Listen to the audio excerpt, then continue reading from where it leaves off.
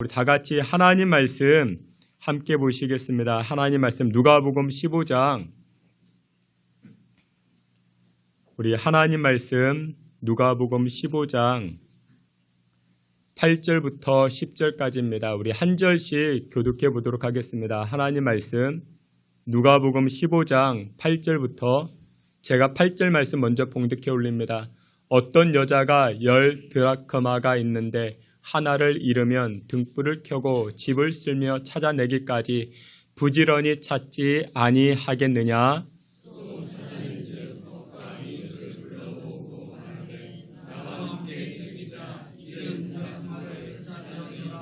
다 함께 봅니다. 내가 너희에게 이르노니 이와 같이 죄인 한 사람이 회개하면 하나님의 사자들 앞에 기쁨이 되느니라. 아멘. 이 시간에 임마누엘 찬양대 통해서 하나님께 영광 돌리겠습니다.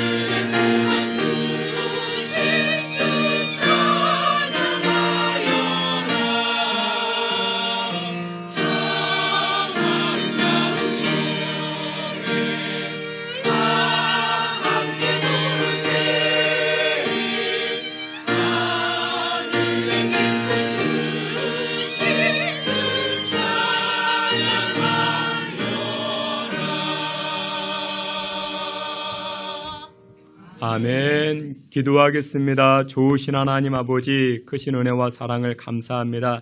이 시간에도 성령께서 우리의 마음과 생각을 주장하여 주시고 하나님의 약속의 말씀이 우리 심령에 떨어질 때에 좋은 옥토가 되게 하여 주시고 그 말씀으로 힘입어 우리 삶의 30배, 60배, 100배의 열매를 거두며 살아가는 주의 권속들 되게 하여 주시옵소서. 예수님의 이름으로 기도하옵나이다. 아멘. 우리 양옆에 계시는 분들과 인사합니다. 반갑습니다. 잘 오셨습니다. 우리 인사하시겠습니다. 우리 오늘은 누가복음 15장 이 말씀을 가지고 가짜 기쁨과 진짜 기쁨이라는 제목으로 하나님 주시는 은혜의 말씀 나누고자 합니다. 여러분들 교회 안에 보면 기도가 있고 찬송이 있고 성도 간의 교제가 있죠. 그렇죠? 여러분들 기도는 어떻게 기도해야 될까요? 어떻게 기도해야 되겠습니까? 뜨겁게? 아니죠. 여러분들 성경은 간절히 기도하라 말씀합니다. 간절히 기도해야 됩니다. 찬송은 어떻게 해야 될까요? 찬송은 힘차게? 아닙니다. 기쁨으로 찬송하는 것입니다. 기쁨으로 찬송하라 시편은 말씀합니다. 그러면 성도 간의 교제는 어떻게 할까요? 성도 간의 교제는 열심히? 아니죠. 사랑으로 뜨겁게 하는 것입니다. 사랑으로 뜨겁게. 여러분들 기도는 간절하게 그리고 찬송은 기쁨으로 성도 간은 사랑으로 뜨겁게 이루어 나아가시기를 주의 이름으로 축원합니다. 여러분들 저를 한번 따라해 보시길 바랍니다. 예수님은 구름 타고 오시고 마귀는 틈을 타고 온다. 예, 여러분들 그렇습니다. 신앙생활을 하는 우리에게 이 마귀는 꼭 틈새로 다가오게 됩니다. 그런데 이 마귀가 틈을 타고 들어와서 우리에게 주는 것이 무엇인지 아십니까? 우리에게 무엇을 주는가? 근심을 줍니다. 그래서 독일의 극작가 괴테는 파우스트에서 이런 이야기를 합니다. 이 세상에서 가장 벗어나기 어려운 것은 근심이라는 마귀다라고 말합니다. 여러분들 근심은 어느 누구에게나 있습니다. 여러분들 저에게는 근심이 없을까요? 저에게도 근심이 있습니다. 근데 여러분들 이 근심병에 걸리면은 어느 누구든지 병들거나 심신이 허약해집니다. 사람을 아주 무기력하게 만드는 것이 바로 근심이라는 것이죠. 여러분 작년 우리나라에서 약국에서 가장 많이 팔린 약이 무엇인지 아십니까? 비타민제, 바카스가 가장 많이 팔렸다고 합니다. 그리고 세 번째, 네 번째로 가장 많이 팔린 약이 무엇이냐? 진통제, 그리고 수면제가 가장 많이 팔렸다 말합니다. 여러분들 이런 약들은 모두 다 근심과 염려와 관계된 약들입니다. 근데 여러분들 그 약 먹는다고 근심과 염려가 사라집니까? 아니죠. 잠깐입니다. 잠깐. 그래서 여러분들 우리는 신앙생활할 때 근심의 근원, 이 뿌리를 뽑아야 되는 것입니다. 성경에서는 이 근심과 염려를 아주 쓸데없는 것이다.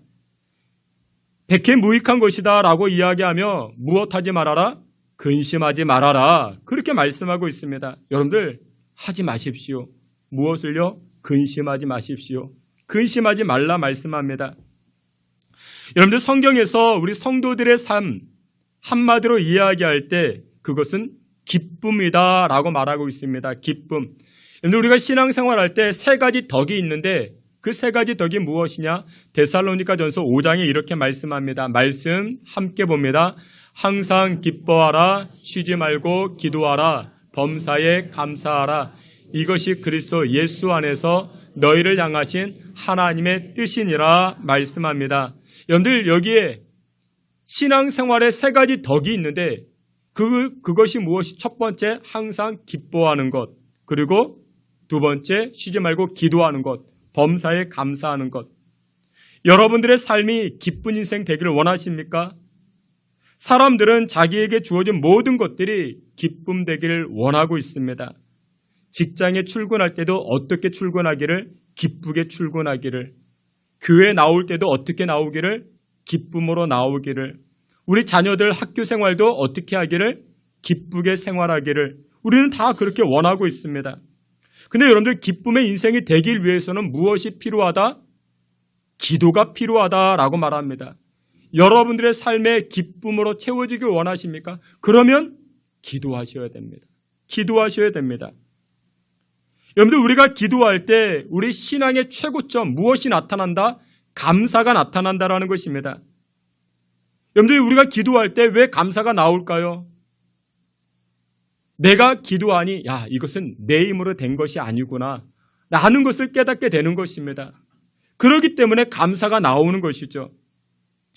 여러분들 저분이 신앙의 깊이가 있다, 믿음의 깊이가 있다, 이것을 점검하기 위해서는 세 가지가 필요합니다. 지금 기뻐하고 있는가? 그리고 지금 기도하고 있는가? 그리고 지금 감사하고 있는가?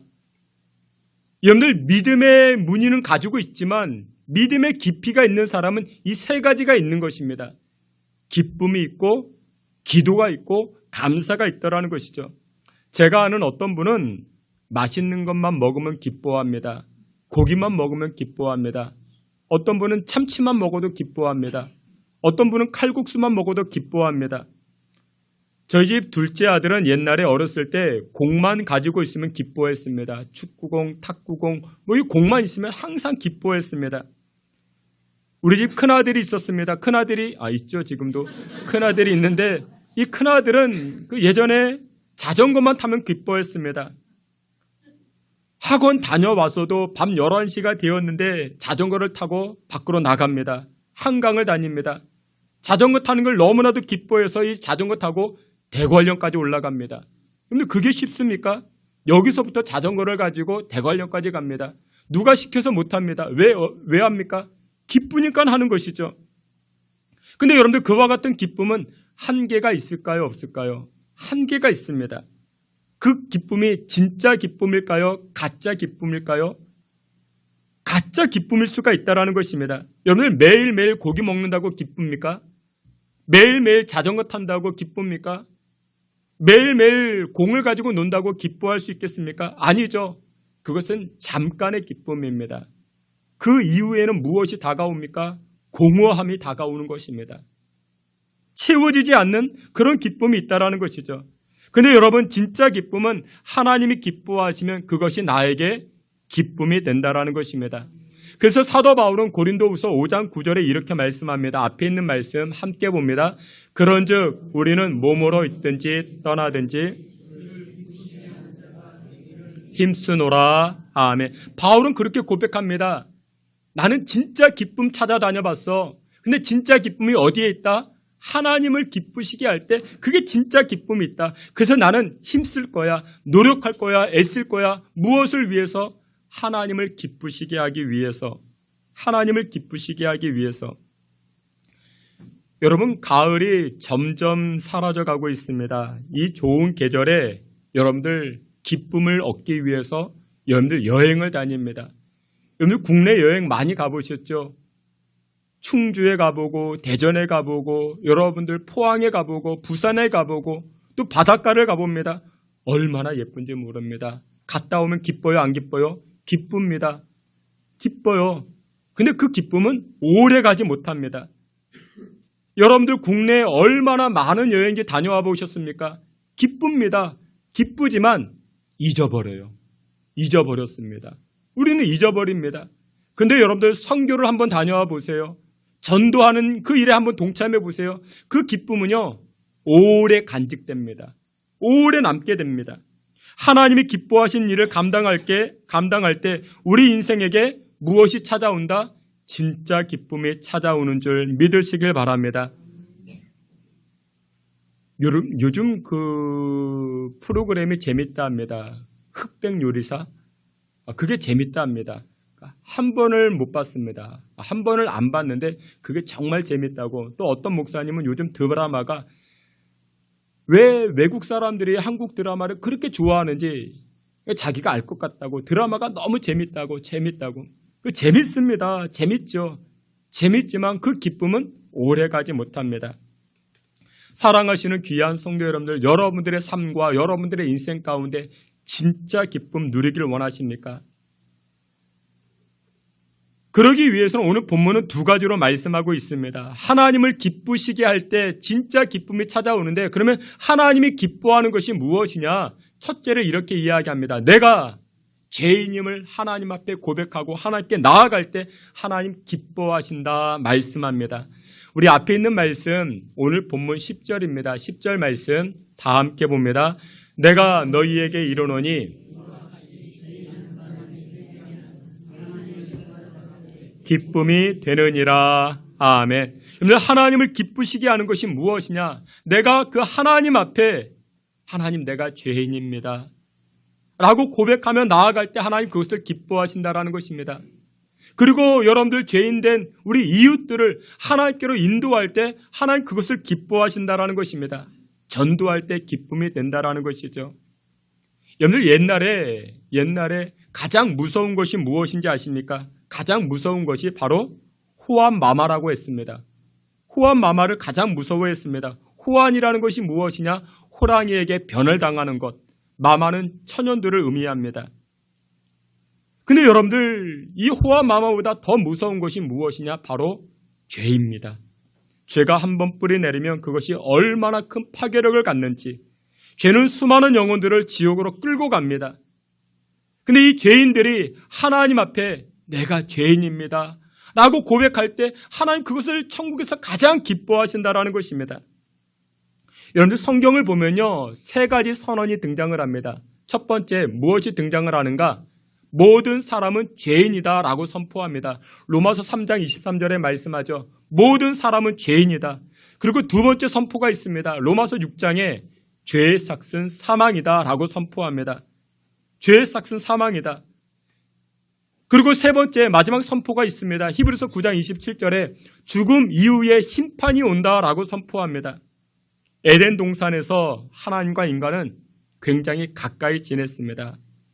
같이 산책하고 대화하고 하나님과 가까이 지냈습니다. 그런데 인간에게 무엇이 틈을 탑니까? 죄가 틈을 탑니다. 그로 인해서 하나님과 인간이 멀어집니다. 그래서 이 죄가 인간을 하나님 편에서 떼어놓게 합니다. 여러분, 죄가 무섭습니다. 왜 무섭습니까? 하나님과 멀어지게 하기 때문에 무서운 것입니다.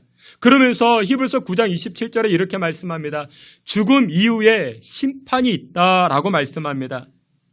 반드시 그 심판대 앞에 선다라는 것입니다. 여러분들이 중국집에 들어가서 짜장면을 먹었습니다. 맛있게 먹었습니다. 그리고는 어디 앞에 서야 됩니까? 계산대 앞에 서야 됩니다. 그냥 나오면 안 됩니다. 계산대 앞에 반드시 서야 되는 것입니다. 우리가 장차 죽음 이후에 어디 앞에 서야 됩니까? 하나님의 심판대 앞에 서야 되는 것입니다. 계산해야 됩니다. 보통 사람들이 그런 말을 합니다. 아니, 이한 세상 그냥 마음 가는 대로 편하게 살지. 이렇게 심각하게 사느냐. 그렇게 심각하게 사느냐. 그렇게들 이야기를 합니다. 근데 여러분들 생각하기에 세상 사람들은 하나만의 세상이 있다 생각을 합니다. 천만에요. 그렇지 않습니다. 사람은요, 어느 누구든지 세 가지의 세상을 살게 됩니다. 세 가지의 세상. 첫 번째, 무슨 세상을 살게 됩니까? 어머니 뱃속에서 하나의 세상을 살게 됩니다. 모태에서 엄마 뱃속에서 내가 누군지 모릅니다. 세상에 나가는 것도 모릅니다. 남자인지 여자인지도 모릅니다. 우리는 어머니 뱃속에서 아무것도 모른 채 무의식의 세계에서 한 세상을 살아갑니다. 얼마 동안 살아갑니까? 엄마 뱃속에서 10달을 살게 됩니다. 300일 동안 짧은 기간을 살게 됩니다. 편안하게 살게 됩니다. 완벽한 환경 속에서 엄마 뱃속에서 하나의 세상을 살게 됩니다. 근데 그 세상이 그때는 전부인지 알았습니다. 마음껏 먹고 놀고 운동하다가 갑자기 또 다른 세상으로 나오게 됩니다. 두 번째 세상이 어딥니까? 지금 우리가 살고 있는 세상, 이 세상에 나오게 됩니다. 현실의 세계로 우리가 이 세상, 두 번째 세상으로 나올 때 우리는 죽는 줄 알고 어떻게 합니까? 울기 시작합니다. 어느 누구든지 예외 없이 다 웁니다. 안 울고 태어나는 사람은 없습니다. 무의식의 세계에서 이제는 의식 있는 세계로 나오게 됩니다. 나를 알게 되고 부모를 알게 됩니다. 엄마를 알게 됩니다. 이웃을 알게 됩니다. 인간을 알게 됩니다. 더 긴 세계로 나오게 됩니다. 여러분, 두 번째 세상은 얼마를 살게 될까요? 두 번째 세상은 80년 아니면 100년을 살게 됩니다. 대부분이 그렇습니다. 그렇게 이 세상을 살다가 이제 세 번째 세상으로 갑니다. 세 번째 세상. 세 번째 세상으로 들어가는 그 관문을 세상 사람들은 뭐라고 이야기합니까? 죽음이라고 이야기를 합니다. 죽음. 근데 여러분들 그때도 사람들은 무엇합니까? 사람들은 웁니다. 형제들이 와서 울어주고 자식들이 와서 울어주고 이웃들이 와서 울어줍니다. 어머니 뱃속에서 나올 때와 똑같이 여러분들 의식의 이 세상 떠날 때에도 똑같이 울게 됩니다. 세상 끝난 줄 알고 울게 됩니다. 그런데 여러분들 세상 끝났습니까? 아니죠. 세 번째 세상이 기다리고 있습니다. 처음 세계는 엄마 뱃속에서 300일을 살았습니다. 그리고 두 번째 세계에서는 100년을 살게 됩니다. 그런데 그게 끝이 아닙니다. 세 번째 세계가 우리를 기다립니다. 이 세계는 그 시간이 얼마나 됩니까? 성경은 영원하다라고 말하고 있습니다. 영원하다.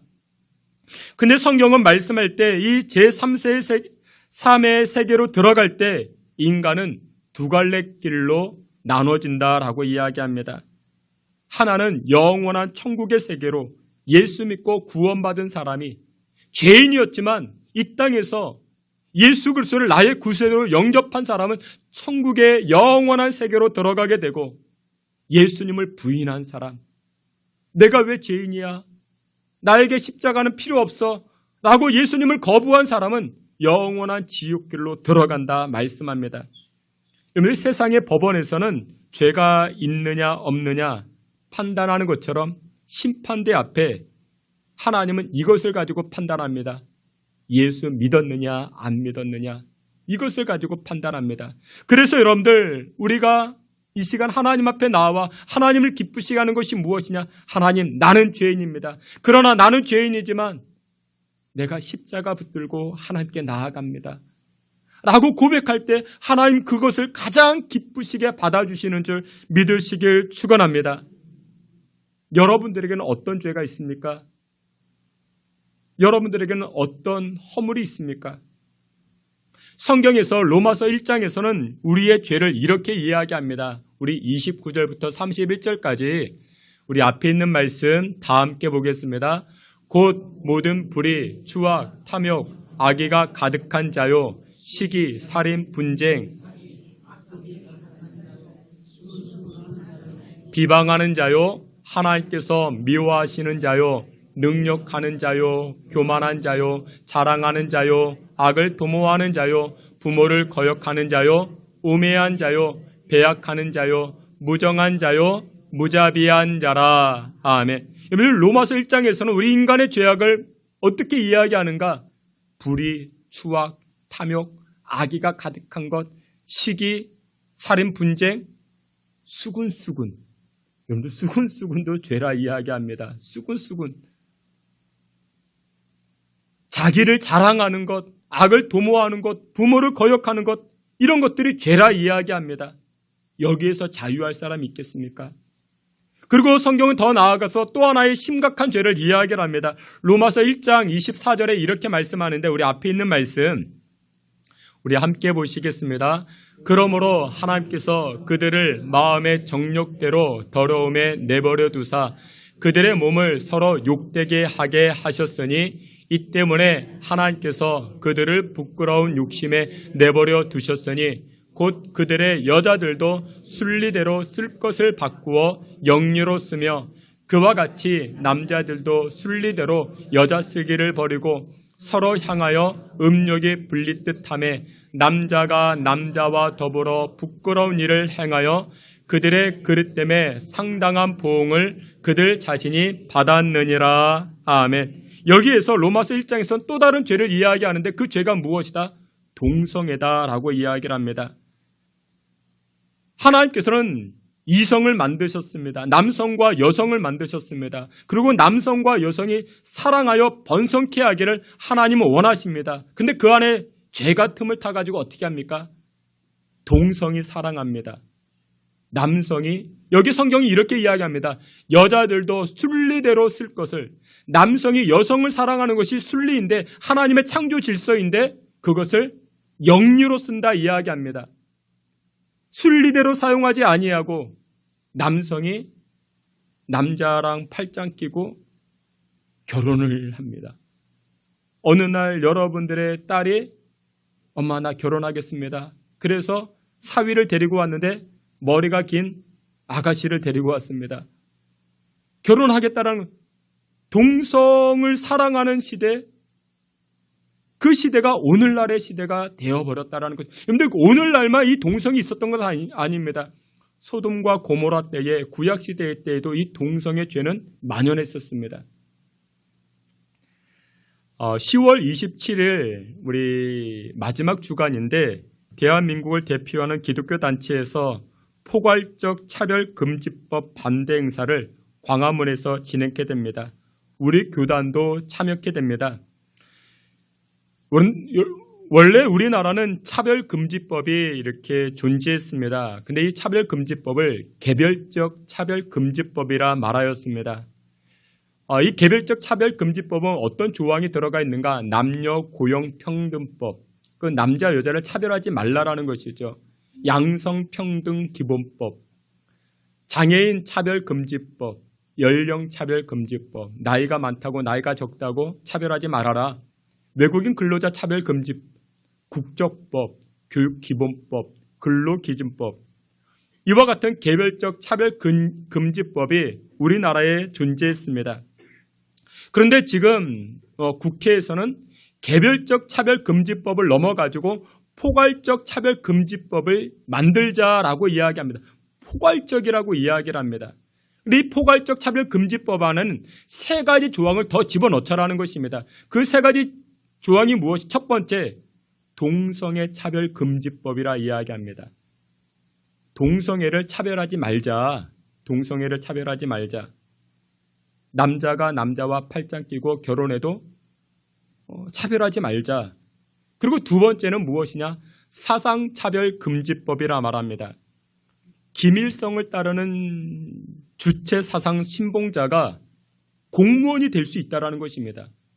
국가 요직에 앉을 수 있다는 것입니다. 김일성을 신봉한다고 그를 거부하지 말자라는 것입니다. 그리고 세 번째는 종교차별금지법이라 이야기합니다. 종교차별금지법. 이 얘기는 무엇이냐면 신천지나 통일교 이단들이 있죠. 이단들을 비판하고 비난하지 말자라는 것입니다. 근데 강단에서는 할 수 있습니다. 강단에서는 할 수 있지만 이것이 유튜브나 이렇게 방송으로 나갈 때는 소송이 생기는 것입니다. 그러면 그런 일들이 벌어진다는 것. 이것을 포괄적 차별금지법에 집어넣자라는 것입니다. 근데 여러분들 로마서 1장에서 이야기하는 이 동성애 문제, 이 동성애를 성경에서는 죄라고 말씀하는데 그러면 이 동성애자들이 교회에 왔습니다. 우리 신성교회에 왔습니다. 어떻게 해야 될까요? 어떻게 해야 될까요? 안내하시는 분이 알아서 하시겠지. 여러분 배척하고 못 들어오게 할까요? 그러지는 말아야 됩니다. 그러지는 말아야 됩니다. 그분들도 똑같은 하나님의 긍휼과 십자가의 은혜가 필요한 사람들입니다. 그러나 다만 우리는 무엇하지 말자? 합법화시키지는 말자라는 것입니다. 동성애가 합법화가 되면 그러면 살인도 합법화시키면 살인하는 일들이 더 많이 벌어지지 않겠습니까? 이것을 합법화시키지 말자라는 것이죠. 이것은 차별이 아니라 성경에서 말씀하는 것과 같이 구별하자라는 것입니다. 구별하자. 동성애자들이 교회에 들어왔습니다. 그분들이 우리처럼 우리 과거에 죄악들이 있었죠. 우리 안에 있는 죄악들. 그들도 그들의 죄를 깨닫고 회개하면 우리는 어떻게 해야 됩니까? 회개하고 용납하고 받아줌이 필요하다는 것입니다. 사랑하시는 귀한 성도 여러분들, 내가 과거에 탐욕으로 시기와 분쟁에 앞섰던 자였다 할지라도 우리가 하나님 앞에 회개하고 하나님 앞에 나아갈 때 하나님께서 어떻게 하십니까? 우리의 회개를 기뻐 받아주시고 우리를 용납해 주시고 우리를 사랑으로 안아주시는 줄 믿으시길 축원합니다. 그래서 여러분들 우리는 항상 날마다 예배 시간을 통해서 하나님 나는 죄인입니다. 십자가 없이는 살 수 없는 존재입니다. 라고 고백함으로 말미암아 하나님을 기쁘시게 하며 또 하늘의 참 기쁨을 이 땅에서 누리며 살아가는 저와 여러분 되시기를 주님의 이름으로 축원합니다. 마지막 두 번째로 진짜 기쁨을 누리는 비결이 무엇이냐? 진짜 기쁨이라는 것은 하나님을 예배할 때 진짜 기쁨을 누리게 되더라는 것입니다. 우리 앞에 있는 말씀 요한복음 4장 23절 우리 앞에 있는 말씀 다 함께 보겠습니다. 아버지께 참되게 예배하는 자들은 영과 진리로 예배할 때가 오나니 곧 이때라 아버지께서는 자기에게 이렇게 예배하는 자들을 찾으시느니라. 아멘. 근데 하나님께서 가장 기뻐하는 것이 무엇이냐? 예배라는 것입니다. 여러분들 지난 한 주간 깊어가는 가을 마음껏 누리셨습니까? 가을의 청명함, 높은 파란 하늘, 여러분들 얼마나 아름답습니까? 근데 여러분들 하늘도 이렇게 아름다운데 여러분들이 장차 들어갈 그 천국 얼마나 아름답겠습니까? 여러분들은 천국 가고 싶으십니까? 여러분들 천국 가고 싶은 분들만 아멘 해보시길 바랍니다. 아니, 아멘 안 하시는 분들은 무슨 배짱으로 마음껏 가십시오. 아무 데나 가고 싶은데 여러분들 그럼 우리가 천국 가면 무엇 할까요? 여러분들 천국 가면 어떤 일을 할까요? 천국 가면 여러분들 무엇 하시겠습니까? 천국 가면 하는 일이 한 가지 있습니다. 예배합니다. 24 그 장로들 보좌 앞에 앉은 그 장로들과 함께 면류관을 집어던지면서 하나님을 예배하는 것입니다. 그것이 여러분들이 천국 가서 하는 일이라는 것입니다. 왜요? 하나님이 그 예배를 가장 기뻐 받으시기 때문에 그렇습니다. 누군가 저에게 물어봅니다. 아니, 교인들은 모이기만 하면 왜 예배를 드립니까? 교인들은 왜 모이기만 하면 예배를 드립니까? 왜 교인들은 모이기만 하면 예배 드릴까요? 이유는 간단하죠. 하나님이 가장 기뻐하시는 것이기 때문에 그렇습니다. 그래서 여러분들이 만약에 예배를 흐트린다, 예배를 망친다, 그러면 하나님께서 가장 미워하시는 자가 되는 겁니다. 예배는 도와주셔야 됩니다. 예배를 드리도록 도와주는 사람이 복을 받는 사람이 되는 것입니다. 빌립보서 3장 3절에 이렇게 말씀합니다. 앞에 있는 말씀 함께 봅니다. 하나님의 성령으로 봉사하며 자랑하고 아멘. 여러분들 예배를 봉사라고 이야기할 수 있습니다. 봉사는 서비스죠. 하나님을 서비스하는 것입니다. 하나님에게 봉사하는 것, 그게 예배인 것입니다. 여러분들 우리가 무엇보다도 우리 삶을 예배로 채워나갈 때 그 사람은 하나님께서 가장 기뻐하시는 사람이 됩니다. 지난 한 주간 여러분들의 인생의 포커스가 어디에 맞춰 있었습니까? 예배에 맞춰져 있어야 됩니다. 예배에 맞춰져 있으면 그 인생은 정말 참 기쁨을 누리게 됩니다. 큰 복을 받아 누리게 됩니다. 여러분들 예배라는 이 말이 영어로 월십이라고 이야기합니다. 월티와 11로 나눠져 있는데 월시는 가치가 있다는 것이죠.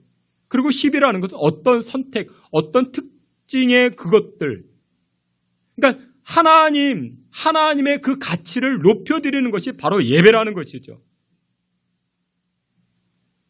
여러분들 삶 가운데 예배를 채워져 있으면 그것을 하나님 가장 기뻐하십니다. 그리고 이 예배를 헬라어로 프로스케네어 그렇게 말합니다. 프로스케네어. 그러니까 프로스 뭐뭐 앞으로 그리고 퀘네어 입맞추다라는 것입니다. 근데 입맞추다라는 것은 연인들끼리 입맞추는 그런 입맞춤이 아니고 여러분들 가끔 영화를 보면요. 왕 앞에서 신하가 입맞춤을 하죠. 그런 입맞춤을 이야기를 합니다. 근데 여러분들 이 예배라는 이 헬라어 프로스케네어 이 프로스라는 것은 뭐뭐 앞으로입니다. 뭐뭐 앞으로. 하나님 앞으로. 천국 앞으로. 십자가 앞으로. 그래서 여러분들 예배라는 것은 방향을 의미합니다. 방향이 온전히 세워져 있어야 되는 것입니다. 방향을 잘 잡아야 됩니다. 오늘 이해하시니까 하나님을 예배하기 위해서 나온 줄 믿습니다. 여러분들은 누구 앞으로 나오셨습니까? 목사님 앞으로 아닙니다. 강단 앞으로 아니죠. 하나님 앞으로 나아가는 것입니다. 그것이 진정한 예배라는 것이죠. 방향을 잘 잡아야 됩니다. 아무 것 앞에서나 넙죽넙죽 절하고 아무 것 앞에서나 무릎 꿇고 별 앞에 달 앞에 복을 비는 사람들이 있습니다.